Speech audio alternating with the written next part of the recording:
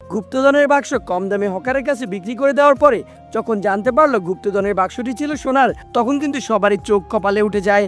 তো দর্শক বন্ধুরা, কি হতে চলেছে খোঁজ নাটকের তৃতীয় নাম্বার পর্বে কি আগুনের সাথে তারা সবাই হকারের কাছ থেকে গুপ্তধনের বাক্সটি ফেরত নিতে পারবে? কি হতে চলেছে খোঁজ নাটকের 4 নাম্বার পর্বে? কবে কখন আসতে চলেছে খোঁজ নাটকের তৃতীয় নাম্বার পর্বটি? দর্শক বন্ধুরা, আপনারা কি করলে সবার আগে দেখে নিতে পারবেন খোঁজ নাটকের তৃতীয় নাম্বার পর্ব, সেটা কিন্তু আজকের এই আপডেট ভিডিওতে জানিয়ে দেওয়া হবে। তাই দর্শক বন্ধুরা, আজকের ভিডিওটি না টেনে শেষ পর্যন্ত দেখতে থাকবেন।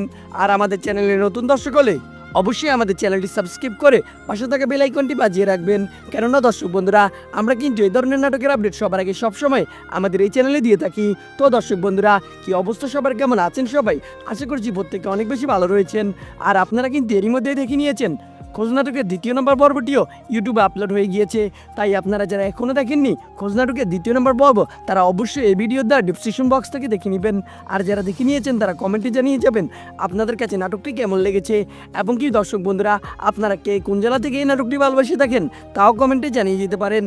তো দর্শক বন্ধুরা, আপনারা কিন্তু খোঁজ নাটকের তৃতীয় নম্বর পর্বটি আগামী 8 থেকে 9 দিনের মধ্যেই পল্লিগ্রাম টিভি অফিসিয়াল ইউটিউব চ্যানেলে দেখতে পারবেন। সো কে কে অপেক্ষা করছেন এই নাটকের তৃতীয় নম্বর পর্বটির জন্য অবশ্যই কমেন্টে জানিয়ে যান। আর সাথে আমাদের চ্যানেলটিও সাবস্ক্রাইব করে রাখতে পারেন। তো দেখা হচ্ছে নতুন কোনো আপডেট ভিডিওতে। সে পর্যন্ত ভালো থাকুন, সুস্থ থাকুন, আল্লাহ হাফেজ।